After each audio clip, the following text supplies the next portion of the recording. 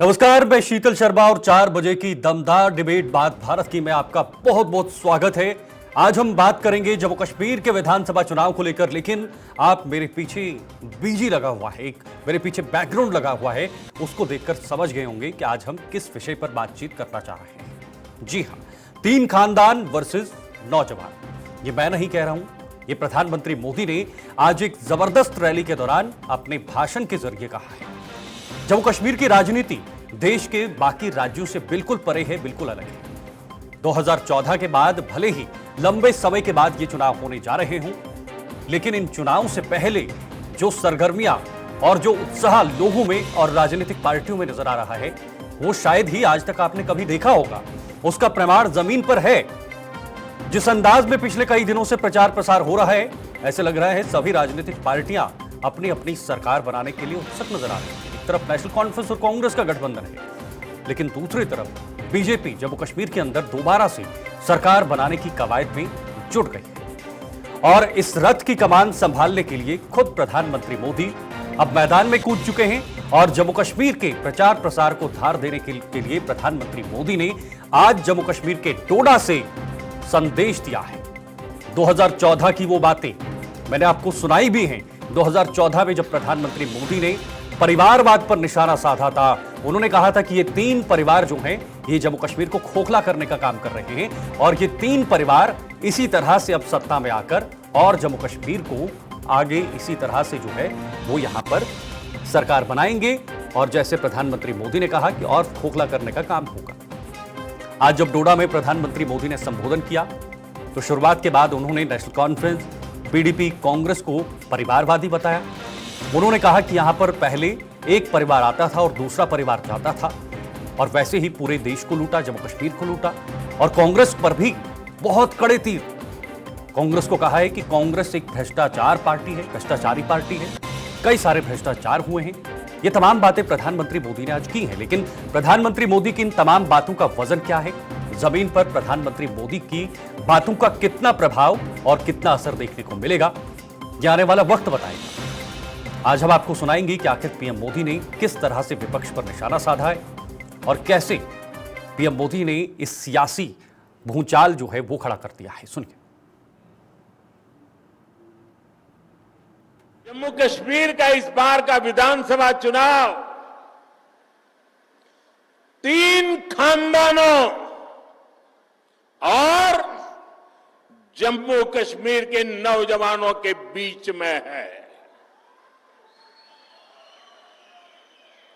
एक तरफ 3 खानदान है और दूसरी तरफ सपने लेकर के निकल पड़े जम्मू कश्मीर के मेरे नौजवान बेटे बेटियां हैं।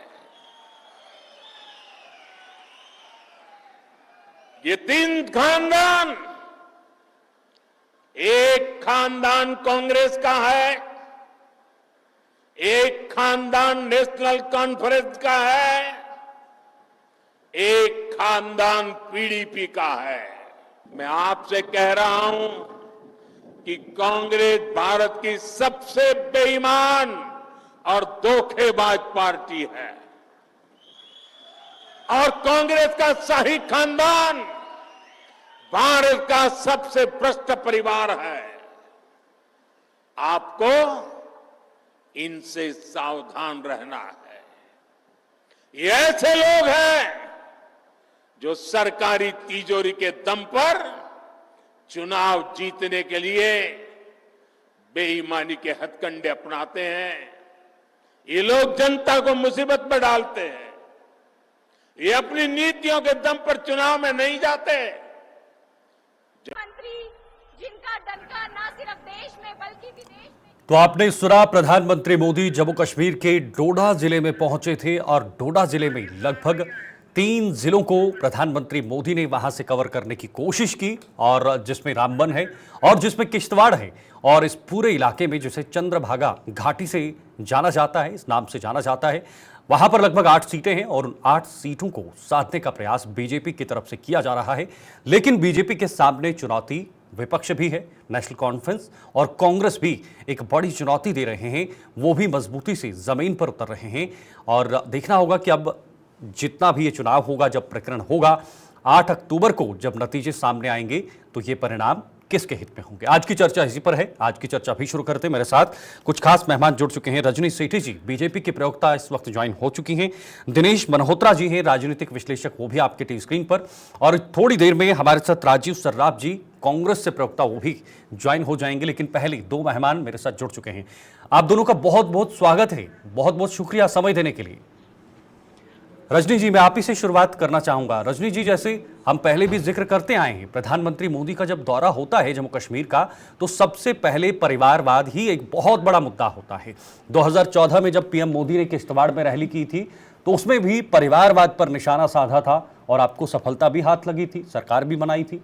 2014 और 2024 अंतर क्या है, मुद्दों में क्या अंतर आया है, और जो यहां पर कार्ड फिर से परिवारवाद को लेकर खेला गया है, क्या वो बीजेपी कामयाब हो पाएगी? देखिए, 2014 में जब प्रधानमंत्री मोदी जी ने कार्यभार संभाला था, कहीं ना कहीं उस समय उन्होंने जम्मू कश्मीर को एक नई दिशा और एक नई दशा बनाने के लिए भरपूर प्रयास किया भी है लगातार 2024 तक। पिछले 10-11 साल से लगातार वो कोशिश कर रहे हैं कि जम्मू कश्मीर को एक नया जम्मू कश्मीर बनाने के लिए जो जो प्रयास हो सकते हैं वो प्रयास किए जाएं। इसमें कोई दो राय नहीं कि इन परिवारों ने जम्मू कश्मीर को तबाह किया। मोदी जी ने रैली में आज बताया भी है कि इस तरीके से इन परिवारों ने तबाह किया पूरे जम्मू कश्मीर को। 2014 में जो सिचुएशन थी इन परिवारों की, वही सिचुएशन आज भी वही परिवार चाहता है कि यहाँ पर सरकार बनाए, चाहे किस तरीके से भी सरकार बने, वो सरकार बनाने के पक्ष में है। मगर लोगों को अवगत कराना, लोगों को सच्चाई बताना, लोगों को रूबरू कराना कि इन पार्टियों ने आपको किस लिए यूज किया, only for vote bank politics. आप लोगों के वोटों का इस्तेमाल करके आपके साथ धोखाधड़ी की गई, आपको सरकारी नौकरियों में जगह नहीं दी गई, अपने ही परिवार के लोगों को सरकारी नौकरियों में स्थान दिया गया, जमीन कब्जाने का काम इन परिवारों ने किया। ये मोदी जी ने सिर्फ सच्चाई बताई है, क्योंकि कहीं ना कहीं पिछले 5 अगस्त 2019 के बाद से इन परिवारों के चेहरों से नकाब उतरे हैं और लोगों को भी समझ आ गई है कि ये परिवार जम्मू कश्मीर में चाहता क्या है। तो मुझे लगता है कि मोदी जी ने वही आईना दिखाया है जो सच्चाई का आईना लोगों को देखना चाहिए, और इन परिवारों की सच्चाई जानना लोगों की आवश्यकता है। ठीक है, ओके। राजू जी भी हमारे साथ ज्वाइन हो चुके हैं। राजू जी, बहुत बहुत स्वागत है आपका हमारे साथ जुड़ने के लिए। राजू जी, कैसे आप जवाब देंगे? प्रधानमंत्री मोदी आज गरजे हैं और क्या कुछ कहा है उन्होंने, वो भी आपने भी सुना होगा मुझे लगता है, और क्या कहना चाहेंगे? प्रधानमंत्री मोदी ने कहा कि कांग्रेस भ्रष्टाचारी पार्टी है, धोखेबाज पार्टी है, शाही खानदान से पूरा देश सावधान रहे, ये तमाम बातें कही। ये इनका भाषण सुनकर मेरे को 2014 का भाषण याद आ गया, जब इन्होंने डोडा में इसी तरह की रैली की थी, बाप बेटी की सरकार, बाप बेटे की सरकार, खानदानी राज। और उसके बाद क्या हुआ, पीडीपी के साथ इन्होंने सरकार बनाई और 3 साल इन्होंने सत्ता की मलाई, जो सत्ता का सारा सुख भोगे। बाद में इनका क्या रहा, आज ये उनको ही कहेंगे, और कहीं ऐसी हालत हो तो इनके एजेंडे साइड पे हो जाते हैं। आज 2014 का इनका एजेंडा निकाल लो, इनका मैनिफेस्टो निकालो और पीडीपी का निकाल लो, तो कहीं मेल नहीं खाता। लेकिन इन्होंने अपने सत्ता के लालच में सरकार बनाई। अब ये चुनाव रैली में गए थे और चुनाव रैली में पावर प्रोजेक्ट की बड़ा एक स्कोप है और वहां से पूरी पावर जनरेट होती है, जबकि हमारे यहाँ बिजली के बिलों को लेके बहुत बड़ा विरोध चल रहा है। तो इन्होंने वहां से ये नहीं कहा कि नहीं हम बिजली यहाँ से जनरेट करेंगे, आपको सस्ती देंगे बिजली।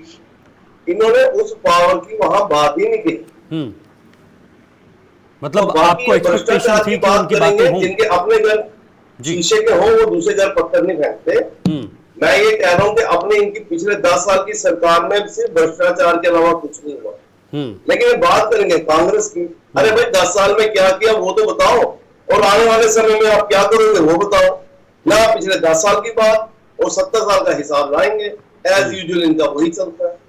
IIT, IIM, एम्स, सड़कें बनी है, सड़कों का नेटवर्क बना है, पुल बने हैं, सुरंग बने हैं, रेलवे बना है, ब्रिजेस बने हैं, ये तमाम चीजें प्रधानमंत्री मोदी ने कही हैं, मैं नहीं कह रहा हूं। और जो मुझे दिख रहा है वो मैं भी कह सकता हूं। शीतल जी, आपको रोड दिखती है लेकिन टोल प्लाजा नहीं दिखते। हमें एक बात बताइए कि जब हम गाड़ी लेते हैं 15 साल का रोड टैक्स देते हैं, उसके बाद 10% का इंटरेस्ट भी देते हैं और 10% का उसमें अलग टैक्स है, उसके बाद हम टोल भी देते हैं, पेट्रोल में भी टैक्स देते हैं। भाई जब इतना कुछ कर रहे हैं फिर टोल किस बात का हमने देना है? आप जनता को चार तरफ से लूट रहे हो। ठीक है, ये समस्याएं जनता के सामने है और इसमें आप भी मान रहे हैं, मैं भी मान रहा हूं, लेकिन जो चीजें हुई हैं टू व्हीलर्स में, सर जो चीजें हुई हैं क्या हमें उन्हें भी एक्सेप्ट करना चाहिए? राजीव जी, जो चीजें हुई हैं क्या हमें एक्सेप्ट करना चाहिए कि कुछ चीजें बदली हैं? कौन सी अचीवमेंट इन्होंने की? सड़कों की हालत आपने देखी हुई है। पूरे हिंदुस्तान में जो पुल गिर रहे हैं वो भी आपने देख लिया। 17 दिनों में 12 पुल गिर गए बिहार में। मतलब आप किस जगह की इनकी अचीवमेंट मान रहे हैं? राजीव जी, कितने वर्षों का रिकॉर्ड बारिश ने तोड़ा है? उसका मतलब कैस्ट्रल थोड़ी खत्म हो जाती है।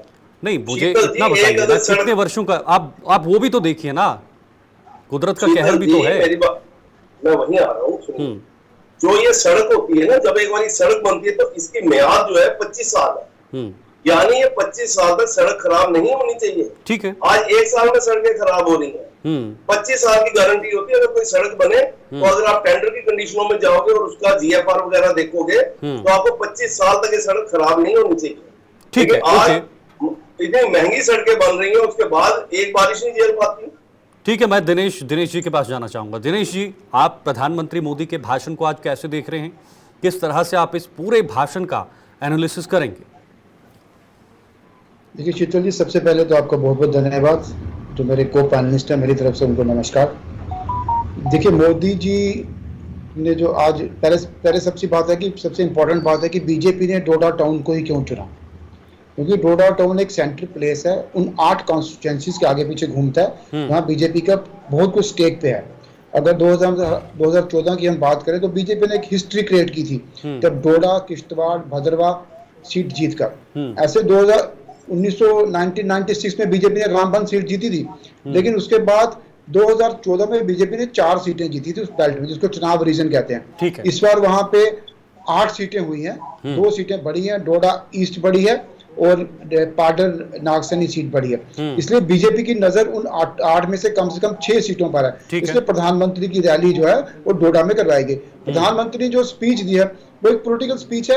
ये पॉलिटिकल स्पीच वो हर जगह देते हैं, इसमें कोई बड़ी इंपॉर्टेंट चीज नहीं कही है, क्योंकि पहले भी वो अपनी पॉलिटिकल रैलीज में ऐसा बोलते रहे, तो इसमें नई चीज नहीं है। लेकिन मुझे लगता है कि बीजेपी ने जो वेन्यू सेलेक्ट किया है, वेन्यू बड़ा इंपॉर्टेंट सेलेक्ट किया है। इसके से क्या होगा कि 8 की 8 सीटों पर बीजेपी का एक मैसेज आएगा, क्योंकि आज बीजेपी को लगता है कि रिटेन करना 2014 वाली पोजीशन, जैसे इसके आगे अपनी टैली को बढ़ाना, ये सबसे बड़ा चैलेंज है बीजेपी के लिए। ठीक है दिनेश जी, प्रधानमंत्री की रैली का क्या परिवारवाद एक जो मुख्य मुद्दा रहा है 2014 में भी और 2024 में भी, उन्होंने परिवारवाद से ही शुरू किया कि जो 3 परिवार हैं वो जम्मू कश्मीर को लूट रहे हैं।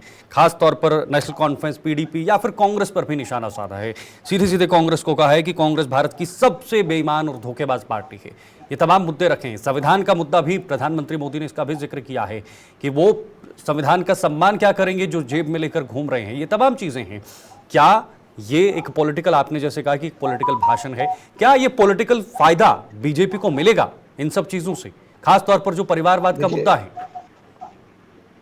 देखिए परिवारवाद का मुद्दा अब ये पुरानी बातें हो चुकी हैं, क्योंकि ये 2014 में भी ये मुद्दा चला था। ये ठीक है कि प्रधानमंत्री ने जो आज नई बात ये कही है, उन्होंने कहा कि जो संविधान को जेब में लेकर घूमते हैं, उन्होंने बाबा साहब के संविधान का जम्मू कश्मीर में मजाक उठाया। उन्होंने कहा कि उनकी जो आत्मा है उनको झंझोड़ कर रख दिया। ये बात ठीक थी कि अगर जम्मू कश्मीर में 2 संविधान थे तो हमारे संविधान जो बाबा साहब अम्बेडकर ने बनाया था उस संविधान की एक तरह से तौहीन थी, क्योंकि उस संविधान के साथ साथ जम्मू कश्मीर में एक अल्टरनेटिव संविधान था। तो प्रधानमंत्री ने इस एस्पेक्ट को टच करने की कोशिश किया और कांग्रेस को बेसिकली उनका सबसे बड़ा निशाना जो था कांग्रेस पार्टी थी। जैसे उन्होंने कहा कि शाही खानदान, तो कांग्रेस पे ज्यादा अटैक कर रहे हैं, क्योंकि उनको लगता है कि जम्मू संभाग में बीजेपी का मुकाबला कांग्रेस से है, ना कि नेशनल कॉन्फ्रेंस और PDP से है। मतलब कांग्रेस की टूट सीधे सीधे बीजेपी को फायदा। रजनी सेठी हमारे साथ बनी हुई हैं। रजनी जी, क्या कहेंगे? आज तो प्रधानमंत्री मोदी ने अपना शंखनाद बोल दिया है डोडा से, लेकिन अब आपके सामने चुनौती है जो प्रदेश इकाई है। कैसे जम्मू कश्मीर के चुनाव में लोगों के बीच जाना है, अपनी 10 साल की जो आपकी उपलब्धियां जो आप गिना रहे हैं, जो आप लोगों के सामने रख रहे हैं, उनको कैसे रखेंगे, और जो आपने घोषणा पत्र जारी किया है उसको कैसे आप विश्वास दिलाएंगे लोगों के सामने? जी, मेरे सामने राजीव जी जो कांग्रेस के प्रवक्ता है, उन्होंने भाजपा के ऊपर बड़े कटाक्ष किए कि भाजपा ने सड़कें ऐसी बनाई। पहले मुझे वो जवाब दे दें कि उनकी हिमाचल में जो सरकार चल रही है, कर्मचारियों को अभी तक तनख्वाह नहीं दी गई, डिफेंस सरकार गिनी जा रही है, कहीं ना कहीं कब वहां पर गवर्नर शासन लागू हो जाएगा, मुझे लगता है कि पहले उस पर मंथन करें। जम्मू कश्मीर की बात करूं तो मुझे लगता है कि भाजपा के शासन में जो जम्मू कश्मीर में तरक्की हुई है या डेवलपमेंट हुई है या शांति हुई है, वो इनकी सरकारों में नहीं रही। कांग्रेस की रही या एनसी की सरकार रही। भ्रष्टाचारी सरकार इनको घोषित मोदी जी ने रैली में कर दिया, बेईमान सरकार इनको घोषित मोदी जी ने रैली, इनको अपने पे आत्म मंथन करने की जरूरत है। ये लोगों को दिखा क्या रहे हैं? पूरे देश में ये भ्रष्टाचार के आरोपों में लिप्त पाए गए हैं। उनकी सरकार 2014 में खत्म इसी बिहार से हुई है, कहीं ना कहीं ये भ्रष्टाचार में लिप्त पाए गए थे। लोगों ने इनको नकार दिया पूरे देश में, क्योंकि कांग्रेस मुक्त सरकार बनाने की हम लोगों ने घोषणा की थी। लेकिन वोट शेयर तो बढ़ रहा है, ढूंढ रहे हैं जम्मू रजनी कश्मीर में। जी, वोट शेयर तो बढ़ गया है, लोकसभा में सीटें भी बढ़ नहीं गई। भाई साहब देखिए, एमपी लोकसभा में एक विपक्ष का सीट नहीं दायित्व जम्मू भी मिल कश्मीर में गया आई है, है। जो 10% मिलना चाहिए था।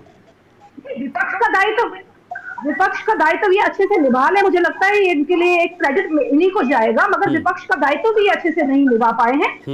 एक भी सीट इनकी एमपी के चुनाव में नहीं ये जीत कर आए हैं। लोगों को पता है कि कांग्रेस की असलियत क्या है। बिल्कुल सही कहा मोदी जी ने, संविधान की धज्जियां इन्होंने जम्मू कश्मीर में उड़ा के रखी थी। एक देश में दो संविधान, दो विधान नहीं चल सकते थे, मगर कांग्रेस की सरकारों में जम्मू कश्मीर में ये चल रहा था। तो ये कहीं ना कहीं सवाल खड़ा होता है कांग्रेस पे कि जब इनकी सरकारें रही तब इनको आत्मचिंतन करने की जरूरत महसूस नहीं हुई। आज मोदी जी ने इनको आईना दिखाया तो इनको दर्द क्यों हो रहा है? आज ये लोगों के बीच किस तरीके से जाएंगे, बताएंगे कि इनकी सरकारों में यहाँ पर क्या हुआ। हमारे लिए बताने के लिए तो बहुत कुछ है, मोदी जी ने गिनवा भी दिए, चाहे एम्स है, IIT है, IIM है, मगर कहीं ना कहीं हमारे मैनिफेस्टो में भी पॉजिटिविटी है। हमारे मैनिफेस्टो में महिलाओं के लिए अलग अलग स्कीम्स है, किसानों के लिए है, बट इनके मैनिफेस्टो में जो ये एनसी के साथ गठबंधन कर रहे हैं, उनके मैनिफेस्टो में क्या है, कांग्रेस को उस पर सफाई देने की जरूरत है। मुझे लगता है कि कांग्रेस जनता को सामना तभी कर पाएगी जब वो अपने फैक्ट एंड फिगर्स के साथ लोगों के बीच आई। ठीक है राजीव जी, एक तरफ से संविधान जो एक बहुत बड़ा मुद्दा आपने लोकसभा के चुनाव में सामने रखा था, लेकिन अब वही संविधान आपके आसपास जो है वो घिरते हुए नजर आ रहा है, वो मुद्दा आपके आसपास घूम रहा है। जिस तरह से प्रधानमंत्री मोदी ने कहा, खासतौर पर जम्मू कश्मीर के अंदर जो हालात 2019 से पहले बने हुए थे, इन सब चीजों का आप जवाब कैसे देंगे? और रजनी जी ने सीधे सीधे आपसे पूछा है कि आत्मचिंतन कीजिए, आत्ममंथन कीजिए कि जम्मू कश्मीर में क्या किया है आपने। देखिए रजनी जी की बात का पहले मैं जवाब दूं। हिमाचल की बात इन्होंने पहले की जी, मैं हिमाचल की बात पे आता हूँ। हिमाचल में 10 साल बीजेपी की सरकार रही और 1 साल मुश्किल से कांग्रेस को बने हुआ। तो ये खजाना सारा कांग्रेस का किया हुआ या पिछली सरकारों ने रखा था? है? उनको विरासत में क्या मिला कांग्रेस? सर मुफ्त बिजली का वादा तो आपने किया था। अरे सुनिए, ओपीएस का वादा आपने किया था, लेकिन पैसा किसने देना है? पैसा तो सेंटर से आएगा। हिमाचल में अपनी क्या इकोनॉमी है, उनके पास अपना रेवेन्यू क्या है? पैसा तो सेंटर ही देगा। पिछले 10 सालों में कुछ नहीं दिया, वही बढ़ते घोषणा कर रहे थे तो किस लिहाज से घोषणा कर रहे थे? अरे घोषणा की तो पूरी भी करेंगे, लेकिन पैसा तो आपने देना है ना। आप पैसा रोक के बैठ गए हो तो फिर कैसे सरकार चलेगी? पैसा तो हमने देना है, आपकी कोशिश हमारी बनने देगी कि जहां बात करने की कोशिश नहीं है। आपके हाथों में कुछ था ही नहीं। अरे पहले आप बोल रहे थे, मैंने सुना, अब मैं बोलूंगा, आप सुन लो। नहीं आप भाजपा की जहां सरकारें नहीं है, उनकी कोशिश रहती है चाहे नेशनल मीडिया के थ्रू कैसे भी करके सरकार को टॉपल करके गवर्नर अपना लगा के वो सरकारें भी हम ही रखते हैं। इनकी कोशिश रही है। आप चाहे बंगाल देख लो, चाहे हिमाचल देख लो, जम्मू कश्मीर देख लो, जहां जहां इनकी सरकार नहीं होती, जहां इनकी सरकार आने का संभावना नहीं होती, वहां ये गवर्नर की प्लांटेशन कर देते हैं। ये हालात ही ऐसे बना देते हैं। बाकी दूसरी बात मैं शीतल जी आपको बताऊं, आपके नागालैंड में भी 2 संविधान चल रहे हैं। आपकी 9 स्टेटें हैं जहां ये स्टेट रूल है और बाहर के लोग नहीं ले सकते। ऐसे कई स्टेटों में ऐसा है, लेकिन अल्टीमेटली हम तो संविधान को मानते ही थे, क्यों नहीं? इंडियन कॉन्स्टिट्यूशन को ही मानते थे, आईपीसी का, यहाँ आरपीसी का, रणवीर पैनल कोड।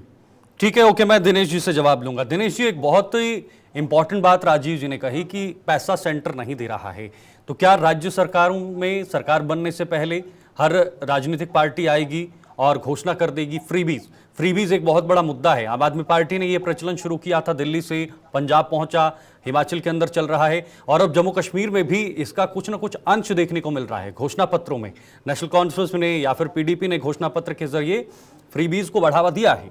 ये कितनी बड़ी चुनौती है जो आज प्रधानमंत्री मोदी ने जिक्र किया कि हिमाचल के अंदर अब कहीं ना कहीं क्राइसिस जैसी चीजें हो रही हैं, जो फाइनेंशियल क्राइसिस होती हैं। लेकिन राजीव जी कह रहे हैं कि सेंटर पैसा नहीं दे रहा है। ये कौन सा तर्क है? मैं थोड़ा सा आपसे समझना चाहूंगा कि फ्रीबीज आने वाले समय में हमारे लिए कितना घातक हो सकता है। रिफॉर्म्स चल रहे हैं, जैसे पावर रिफॉर्म्स चल रहा है, तो पावर रिफॉर्म्स अब ये नेसेसिटी है, पावर रिफॉर्म्स बंद नहीं हो सकता, जो मर्जी सरकार आए। अगर फ्रीबीज लेके चलेंगे, जैसे पंजाब में जो हुआ, पंजाब के एग्जांपल आपके सामने, पंजाब के बाद हिमाचल में कांग्रेस ने ये करने की कोशिश की, कर्नाटक में ये करने की कोशिश की। इसका इम्पैक्ट होता है, पूरी इकोनॉमी पे इम्पैक्ट होता है, इकोनॉमी पूरी शैटर्ड हो जाती है। ऐसी करनी चाहिए जो आप रियलिटी में आप इम्प्लीमेंट भी कर पाओ, जो रियलिटी में आप दे भी पाओ लोगों को। जैसे लोकसभा चुनाव में कांग्रेस के नेता राहुल गांधी जी ने कहा था कि एक लेडी को 10 लाख रुपया मिला था, पता नहीं लाख रुपया मिला था, लोग आ गए। जो चीजें पॉसिबल नहीं है, मुझे नहीं लगता कि किसी भी पॉलिटिकल पार्टीज को इस तरह के प्रॉमिसेस करने चाहिए। जैसे बिजली का जो प्रॉमिसेस है, दिल्ली में ये इंप्लीमेंट हुआ क्योंकि दिल्ली में स्ट्रिक्टली इंप्लीमेंट किया जा रहा है, लेकिन बाकी जगह ये नहीं इंप्लीमेंट हो सकता। दिल्ली और बाकी जगह को आप कंपेयर नहीं कर सकते। पंजाब में सरकार को रोल बैक करना पड़ा, हिमाचल में स्थितियां बड़ी खराब हो गई हैं, वहां वही 3 महीने से तनख्वाह वेतन नहीं मिल रहा वहां के कर्मचारियों को, हिमाचल के अलावा। तो ये चीजें नहीं चलती हैं पॉलिटिक्स में। पॉलिटिक्स में रियल चीजों, क्योंकि अब वो जमाना चला गया जो 90s की पॉलिटिक्स थी। उसके बाद आपने देखा कि 90s में जो पॉलिटिक्स की गई, देश की आर्थिक स्थिति कैसी हो गई थी। अब कम्पिटिटिव पॉलिटिक्स करना पड़ेगी। फ्रीबीज वाली जो कंपटीशन है, इससे मुझे लगता है देश के लिए भी भला नहीं होगा, लोगों का भला भी नहीं होगा। क्योंकि अगर आप फ्रीबीज पे चलोगे तो डेवलपमेंट के जितने भी प्रोजेक्ट हैं वो आपके स्टॉल हो जाएंगे, वो हाल्ट हो जाएंगे। इसलिए सभी पॉलिटिकल पार्टीज को रियलिटीज पे फोकस रखना चाहिए कि क्या रियलिटी में ये हो सकता है या नहीं हो सकता। ठीक है रजनी जी, आप उपलब्धियां तो गिना रहे हैं, लेकिन खामियां भी बहुत सारी निकल कर आ रही हैं विपक्ष की तरफ से। बहुत सारी खामियां गिना रहे हैं, उन खामियों को कैसे आप पूरा करेंगे? क्या आप मानते हैं कि कुछ गलतियां हुई हैं जम्मू कश्मीर के अंदर? छोटी छोटी कुछ गलतियां हैं, छोटे छोटे मुद्दे हैं जो आम लोग अभी उससे संतुष्ट नहीं हैं, उन फैसलों से संतुष्ट नहीं हैं? देखिए, पहले मैं राजीव जी की बात का जवाब दे दूं कि सेंटर पैसा नहीं दे रहा है। मुझे लगता है कि ये राजनीति करते हैं, तो अगर ये फ्री की राजनीति करना चाहते हैं तो सिर्फ वोट बैंक के लिए, अपनी सरकार बनाने के लिए, तो मुझे लगता है सिर्फ सेंटर का काम नहीं है कि आप लोग कटोरा लेके जाएंगे तो आपके कटोरे में कुछ डालेंगे। जब तक स्टेट भी रेवेन्यू कलेक्ट करके सेंटर में नहीं देगा, सेंटर तब तक स्टेट को अलॉट नहीं करता कुछ भी रेवेन्यू। तो कहने का मतलब ये है कि 1 साल से अगर इनकी सरकार बनी है, इन्होंने सेंटर को क्या दिया है? अगर इन्होंने वादा किया था वहां की जनता को, तो क्या सरकार को के बिहाफ पे किया था? क्या सेंट्रल सरकार ने इनको बताया था कि ये इनको फ्री बिजली मुहैया करवाएंगे या इतना पैसा इनको साल का देंगे तो ये फ्री में बिजली दे सकते हैं? अपनी सरकार बनाने के लिए आप जो मर्जी बातें करो, तो आप ठीकरा फोड़ो सेंटर की गवर्नमेंट पर। गलती आप लोगों की है। यही राजनीति आप लोग अलग अलग स्टेट्स में कर रहे हैं ताकि आप लोग मोदी जी को हरा सके। बट मोदी जी जो कहते हैं वो करते भी हैं। मोदी जी ने अगर 5 अगस्त 2019 को 370 खत्म किया, जो विजन लेकर वो जम्मू कश्मीर में चल रहे हैं, वो लगातार उस विजन के ऊपर काम भी कर रहे हैं। ठीक है मेरे भाई, आपने बताया कि कुछ चीजों की कमी रही है। मुझे लगता है कि एलजी के शासन में हम लोगों का डायरेक्ट रोल नहीं रहता। एलजी के शासन में हम लोग ऑफिसर्स के साथ इतने कांटेक्ट में नहीं होते। अपनी सरकार होगी, अपने एमएलए होंगे, अपना मुख्यमंत्री होगा, लोगों की समस्याओं का समाधान भी होगा। तो छोटे छोटे इश्यूज हैं जिसको हम पब्लिक में जाते हैं, फील्ड में हम फेस करते हैं। बट मुझे लगता है बीजेपी के बगैर इश्यूज को कोई भी सॉल्व नहीं कर सकेगा। रजनी जी, जो उपलब्धियां होती हैं तो वो आप गिनाते हैं केंद्र सरकार ने किया, तो फिर खामियां भी आप ही के सरकार में आएंगी ना, वो तो आपको मानना पड़ेगा। फिर तो धारा 370 आपकी सरकार में तो नहीं गया, जम्मू कश्मीर में आपकी सरकार तो नहीं थी, नहीं थी ना, तो इसको आप उपलब्धि मान रहे हैं? वो तो सेंटर के अकॉर्डिंग बिल्कुल उपलब्धि है। ये तो हमारा लक्ष्य था लगातार, जब से भाजपा की स्थापना हुई है। हम 370 को हटाने के लिए काम कर रहे थे। एक देश में 2 विधान 2 संविधान नहीं चलेंगे, इसके लिए काम कर रहे थे। ये क्रेडिट तो सेंट्रल गवर्नमेंट को ही जाएगा। मुझे लगता है कि जो लोकल इश्यूज रहते हैं, चाहे हमारे डेली वेजेस के इशू हैं, चाहे हमारी बिजली का इशू है, ये जब सरकार बनती है ये इशू तभी सॉल्व होते हैं। इसलिए सेंट्रल गवर्नमेंट का डायरेक्ट कोई अप्रोच नहीं रहता, सरकार बनने के बाद ये इशू सॉल्व होंगे। तो क्या इस पर भी जिक्र होना चाहिए था पीएम मोदी द्वारा? जो डेली वेजेस पिछले कई दिनों से लगातार इंतजार कर रहे हैं, आपके सामने मांग कर रहे हैं कि उन्हें रेगुलराइज किया जाए, उनका वेतन बढ़ाया जाए। कई सारे ऐसे विभाग हैं जो टेम्परेरी बेसिस पे लगे हुए हैं। मुझे लगता है हमारे जिसकी शुरुआत आपकी की सरकार ने, अटल बिहारी वाजपेयी की सरकार ने की थी, वो भी इंतजार में है कि उनको इंसाफ कब मिलेगा। आपको आवाज आ रही है? जी जी रजनी जी बोलिए। हेलो। जी जी जी बोलिए बोलिए। जी मैं यही बात कर रही हूँ कि हमारे एक्स प्रेसिडेंट रविंद्र रैना जी ने, मुझे लगता है कि एक वीडियो भी अपलोड की थी जिसमें उन्होंने डायरेक्ट बताया कि डेली वेजेस का इश्यू या अलग अलग डिपार्टमेंट्स में जो इश्यूज हैं वो हमारी सरकार बनने के बाद सॉल्व होंगे। तो मुझे लगता है कि लोग भी आशा और उम्मीद के साथ हैं कि भाजपा की सरकार बनेगी और जितने उनके पेंडिंग इश्यूज हैं वो सॉल्व होंगे। ठीक है। कांग्रेस और एनसी की सरकारों में तो मुझे नहीं लगता कि कोई इश्यू सॉल्व हो पाएगा, सिवाय कर्जा उठाने के, सरकार खत्म होने के। अलग अलग स्टेट्स की आप लोग देख लीजिए रचना, तो मुझे लगता है जम्मू कश्मीर की जनता इस बार ऐसा कोई रिस्क नहीं लेगी। ठीक है राजीव जी, क्या वाकई में जम्मू कश्मीर की जनता रिस्क नहीं लेगी? पहले ही आप नेशनल कॉन्फ्रेंस के साथ गठबंधन में घिरे हुए हैं, चारों तरफ से घेरा है बीजेपी ने। गृह मंत्री अमित शाह ने जब शुरुआत की तो उसके बाद लगातार हमले हो रहे हैं आप पर मैनिफेस्टो को लेकर। जिस तरह से नेशनल कॉन्फ्रेंस का मैनिफेस्टो सामने आया, अभी तक आपका मैनिफेस्टो सामने नहीं आया राजीव जी, इसमें देरी क्यों हो रही है? या तो आप नेशनल कॉन्फ्रेंस के मैनिफेस्टो को समर्थन कर रहे हैं? नहीं, कुछ तो लोग कहेंगे लोगों का काम है कहना, ठीक है ना, इनका काम है, इन्होंने कहना है, क्योंकि अब ये परेशान हो चुके हैं। जम्मू कश्मीर की जनता ने इनको नकार दिया है। आप ओवरऑल आपके भी सर्वे होते हैं, मीडिया के भी सर्वे होते हैं, मेरे भाई दिनेश जी भी कई दफा सर्वे करते रहे, तो ऑलमोस्ट इनको सब पता होता है कि सर्वे में लोगों का ओपिनियन क्या है। उस हिसाब से मैं आपको ये बता दूं कि बीजेपी परेशान है, क्योंकि मुझे याद आता है 2014 में प्रधानमंत्री जी जम्मू स्टेडियम में आए थे और इन्होंने डेली वेजर से वादा किया था कि हमारी सरकार बनते ही आपकी नौकरियां पक्की हो जाएंगी। और मैं नहीं कह रहा हूँ, आप कहीं भी डेली वेजर को पूछो, उस रैली में हजारों की तादाद में डेली वेजर गए थे। लेकिन 10 साल प्रधानमंत्री रहने के बाद, थर्ड टर्म में आने के बाद भी इन्होंने डेली वेजर का कुछ नहीं सोचा। तो आप आश्वासन देते हैं राजीव जी कि आपकी सरकार बनेगी नेशनल कॉन्फ्रेंस के साथ, वो भी कैंसिल हो गए। तो आप आश्वासन देते हैं कि आपकी सरकार बनेगी तो आप इस पर काम करेंगे? हम तो कह रहे हैं, हम कुछ ना कुछ सोल्यूशन तो इसका। तो मेरा सवाल वही था कि आपका घोषणा पत्र कब तक आएगा? देखिए, हमारी तो 5 घोषणाएं तो आ ही चुकी हैं, बाकी आने वाले समय में आ जाएंगी। मुझे लगता है आज शाम तक फाइनल हो जाएगा, सारे रूपरेखा आपके सामने आ जाएंगे। ठीक है दिनेश जी, आपसे जवाब लूंगा और आखिरी कमेंट भी रहेगा, कंक्लूजन कमेंट भी रहेगा आपसे। जिस तरह से प्रधानमंत्री मोदी ने आज भाषण दिया है और कांग्रेस को घेरने का काम किया है, मुझे लगता है आप बहुत अच्छे से इसको एनालाइज करेंगे। आप काफ़ी देर से काफ़ी करीब से इन चीज़ों को देखते आ रहे हैं। मैं आपसे यही समझना चाहूँगा, पहले जो नेशनल कॉन्फ्रेंस के साथ गठबंधन पर जो घेराव हुआ घोषणा पत्र को लेकर, अब प्रधानमंत्री मोदी का ये भाषण और ये तीर, जिस तरह से उन्होंने कहा कि धोखेबाज पार्टी और शाही खानदान, ये तमाम चीज़ें, ये जिक्र किया है पीएम मोदी ने, क्या यहाँ से कांग्रेस एक बार फिर से बैकफुट पर है?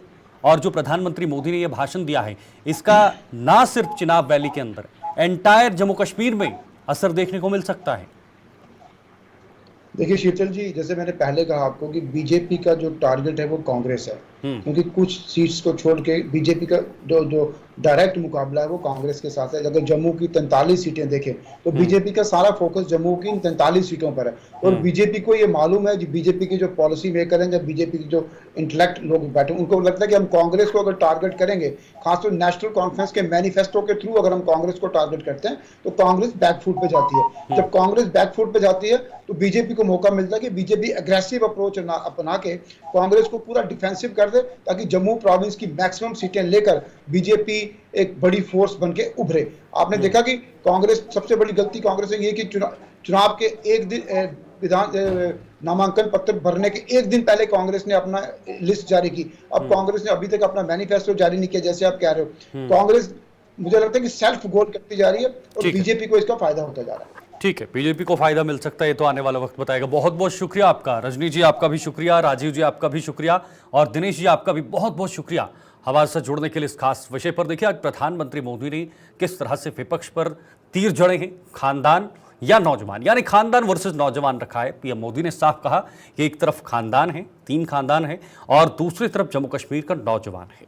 उन्होंने ये भी कहा कि इन 3 खानदानों ने पिछले कई सालों से जम्मू कश्मीर के युवाओं को राजनीति में आने से रोका, उन्हें राजनीति में आने का मौका नहीं दिया। लेकिन हमारी सरकार आई है और हम जिस तरह से राजनीति में युवाओं को मौका दे रहे हैं, बढ़ावा दे रहे हैं, या बाकी अन्य चीज़ें हो रही हैं, ये आपने पिछले 10 सालों में देखा है, ये पीएम मोदी ने कहा है। आज के लिए फिलहाल इतना ही, दीजिए इजाजत, नमस्कार।